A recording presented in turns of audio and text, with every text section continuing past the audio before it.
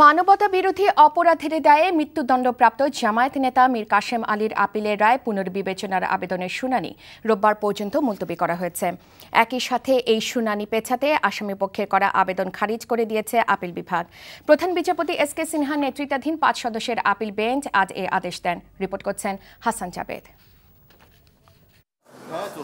মীর কাশেম আলীর ছেলে আহমেদ মীর কাশেমকে পাওয়া যাচ্ছে না এবং তার কাছে মামলার সকল নথিপত্র রয়েছে, এই কারণ দেখিয়ে রায় পুনর্বিবেচনার শুনানি ৪ সপ্তাহ পেছানোর আবেদন করেন কাশেম আলীর প্রধান আইনজীবী খন্দকার মাহবুব হোসেন। এ সময় প্রধান বিচারপতি বলেন, এর আগেও অ্যাটর্নি জেনারেলের আপত্তি সত্ত্বেও পর্যাপ্ত সময় দেওয়া হয়েছে। এখন যে যুক্তিতে সময় চাওয়া হচ্ছে তা গ্রহণযোগ্য নয়। পরে আসামি পক্ষের আবেদনটি নামঞ্জুর করে শুনানির নির্দেশ দেন। আসামি পক্ষের অল্প সময় শুনানির পরই রোববার পর্যন্ত তা মুলতবি করা হয়।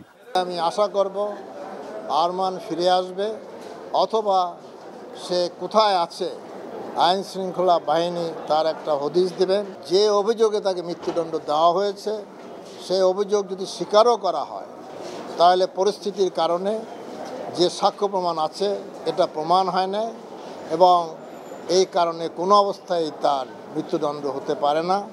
এইটার উপরেই আমি বেশি জোর দেব। মূলত সময়ক্ষেপণের জন্যই আসামিপক্ষ বারবার এই ধরনের আবেদন করছেন বলে মন্তব্য করেন অ্যাটর্নি জেনারেল। তিনি আরও বলেন, এই পর্যন্ত মানবতাবিরোধী অপরাধের মামলার যে সকল পুনর্বিবেচনার আবেদনের শুনানি হয়েছে তার কোনোটাই এত সময় পায়নি। আজকে ৬৬ দিন পার হয়ে গেছে মীর কাশেম আলীর মামলা। মীর কাশেম আলীর যে আইনজীবী খন্দকার মাহবুব হোসেন তাকে মামলার শুনানি শুরু করতে বলেছেন। উনি শুনানি শুরু করেছেন।